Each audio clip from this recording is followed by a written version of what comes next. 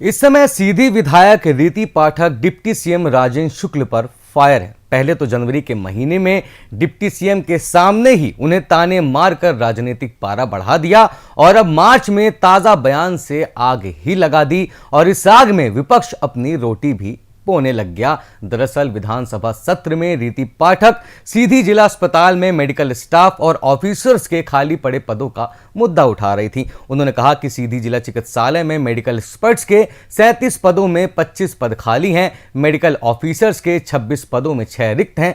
ऐसी स्थिति में सीधी की स्वास्थ्य सेवाएं कैसे अच्छे से चल सकती हैं। उन्होंने सीधी मेडिकल कॉलेज का पीपीपी मॉडल पर हो रहे निर्माण का विरोध करते हुए कहा कि अब तक निविदा भी जारी नहीं हुई है, ऐसे में सरकार को खुद मेडिकल कॉलेज का निर्माण करना चाहिए। यहां तक सब कुछ ठीक था, लेकिन अपनी मांग रखते हुए रीति पाठक ने डिप्टी सीएम राजेंद्र शुक्ल को निशाने में ले लिया। जाहिर है राजेंद्र शुक्ल स्वास्थ्य मंत्री हैं तो सवाल उन्हीं से होता, मगर रीति पाठक ने अपनी ही पार्टी के सीनियर नेता और प्रदेश के डिप्टी सीएम पर पक्षपात का आरोप लगा दिया। उन्होंने इशारों में यह कह दिया कि उनके क्षेत्र में भेदभाव किया जा रहा है। बात स्वास्थ्य सेवाओं की चल रही थी तो रीति पाठक के निशाने में राजेंद्र शुक्ल ही थे। विशेष संरक्षण आपका चाहती हूं कि माननीय प्रधानमंत्री जी ने और हमारे तत्कालीन मध्य प्रदेश सरकार ने मिलकर मेडिकल कॉलेज स्वीकृत कराया था हमारे सीधी जिले में, और जिसकी प्रक्रिया निरंतर चल रही है। अध्यक्ष महोदय, जिला प्रशासन के माध्यम से मिलकर भूमि आवंटित कर लिया, लेकिन उसमें भी लगातार लगा हुआ कि ये इधर चेंज हो जाए, इधर चेंज हो जाए, उससे मुझे मतलब नहीं है। पर आपके संरक्षण में मैं ये कहना चाहती हूँ कि अध्यक्ष महोदय, इसमें जो लगातार मैं चिंता करती हूँ, पूछती हूँ, तो इसमें ये उत्तर आया है कि पीपीपी आधार पर मेडिकल कॉलेज की स्थापना हेतु जारी प्रथम चरण की निविदा में किसी भी निविदाकार द्वारा कोई बिड प्राप्त नहीं हुई और होगी भी नहीं। अध्यक्ष महोदय, मैं आपको बहुत कॉन्फिडेंस के साथ कह रही हूं कि नहीं होगी, क्योंकि सीधी जिला ही नहीं है इस स्तर का। आप समझ रहे हैं, यहां पर लगातार अगर हम कुछ अच्छा करने का प्रयास करेंगे तो बहुत सारे लोग हैं जो पूरी ताकत के साथ उसको बिगाड़ने का प्रयास करते हैं। तो मेरा कहने का मतलब ये है कि पीपीपी से तो इसको हटा दें, सरकार अपने संरक्षण में ले। आप जैसे संवेदनशील जनप्रतिनिधि जो स्वास्थ्य मंत्री हैं, इसको अपने संरक्षण में ले, इसको सरकार के संरक्षण में हमारे यहाँ का मेडिकल कॉलेज हो। रीति पाठक यही नहीं रुकी, उन्हें इस बात का भी मलाल है कि रीवा में एयरपोर्ट शुरू हो गया। उन्होंने राजेंद्र शुक्ल को निशाने में लेते हुए कहा कि रीवा में तो इन्होंने वायुयान सेवा शुरू कर दी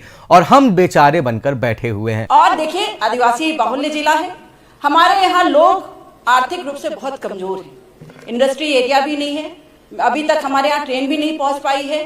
और बगल के जिले में तो आप जैसे आदरणीय जनप्रतिनिधि ने तो वो शुरू कर दिया अपना वायुयान सेवा, लेकिन हम लोग तो वैसे ही बैठे हैं बेचारे बन के। इसलिए आपके विशेष दृष्टि की आवश्यकता है। मैं चाहती हूँ प्रश्न आ गया है। देखा जाए तो रीति पाठक ने रीवा एयरपोर्ट और उड़ान योजना का मुद्दा गलत मंच से उठाने का काम किया। ये प्रोजेक्ट और योजनाएं केंद्र सरकार के दायरे में आती हैं और रीति पाठक तो सांसद रही हैं, उन्हें तो उड़ान योजना के मापदंडों के बारे में बेहतर मालूम होना चाहिए। खैर, इस पर राजेंद्र शुक्ल का भी जवाब आया। हालांकि उन्होंने अपनी ही पार्टी के नेता द्वारा किए गए जुबानी हमले को हमला नहीं माना, बल्कि फैक्ट्स के साथ रीति पाठक को जवाब दिया। देखिए, केंद्र सरकार और राज्य सरकार की जो उड्डयन की जो नीति है, उसमें 200 किलोमीटर पे ही एयरपोर्ट बन सकता है। तो संभागीय मुख्यालय में एयरपोर्ट यदि बना है तो वो सिर्फ हमारे लिए नहीं बना, आपके लिए भी बना है। आप उसका पूरा उपयोग करिए और राजेंद्र सिंह जी भी उसका पूरा उपयोग करें। माननीय राजेंद्र सिंह जी, दो प्लेन चल रहे हैं भोपाल से रीवा और तीसरा रीवा से इंदौर चलने वाला है 72 सीटर वाला।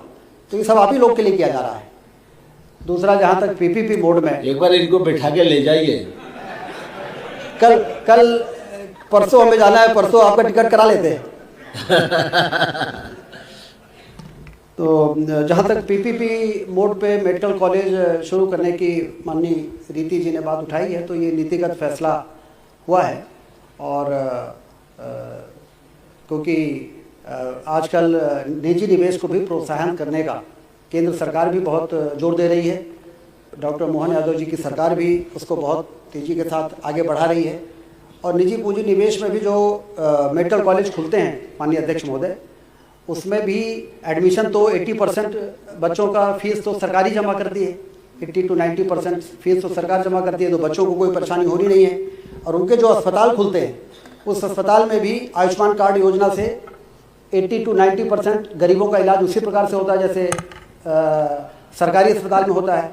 तो इसलिए कोई भी निवेश आए, किसी भी मॉडल से कोई भी मेडिकल कॉलेज बन जाए, इसका हम लोग प्रयास कर रहे हैं। एक बार टेंडर किया था, कोई आया नहीं। नम्रता के साथ कहना चाह रही हूं। दूसरा, क्योंकि सिर्फ 12 जिलों में ये पीपीपी बोर्ड में मेडिकल कॉलेज खुल रहे हैं, तो 12 जिले के जितने भी जनप्रतिनिधि हैं उनके लिए भी ये जवाब, आपने ऐसा सवाल पूछा है जिसका जवाब कई लोगों को मिल रहा है। तो 30 मार्च तक दूसरी बार जब ऑफर आ जाएगा तो उसमें ये मालूम क्लैरिटी आ जाएगी कि कौन से जिले में निवेश करने के लिए लोग रुचि ले रहे हैं, और उसके बाद फिर आगे निर्णय करेंगे।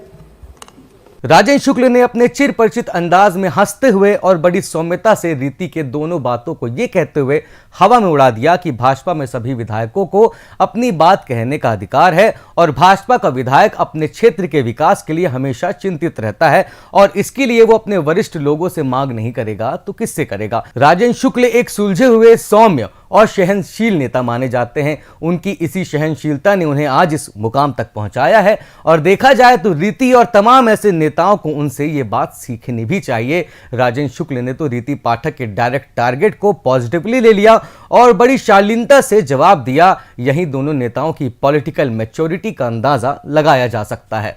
मगर यह मौका पहला नहीं था जब रीति पाठक ने डिप्टी सीएम के सामने ही उनकी कार्यप्रणाली पर सवाल उठाए हों। जनवरी के महीने की बात है, राजेंद्र शुक्ल सीधी में एक कार्यक्रम में गए थे। तब रीति पाठक ने डिप्टी सीएम का नाम लेते हुए कहा था कि यदि आप विकास पुरुष हैं तो रीवा से निकलकर हमारे सीधी का विकास करिए। तब कांग्रेस ने भी रीति पाठक का साइड लेते हुए राजेंद्र शुक्ल पर निशाना साधा था और इस बार भी कांग्रेस ने कोई मौका हाथ से नहीं गंवाया है। विधानसभा में रीति पाठक द्वारा सीधी अस्पताल को लेकर उठाए गए मुद्दे पर कांग्रेस विधायक अजय सिंह ने अपना समर्थन दे दिया। उन्होंने भी मेडिकल कॉलेज की पीपीपी मॉडल का विरोध करते हुए कहा कि मंत्री जिसे चाहेंगे उसे टेंडर मिल जाएगा।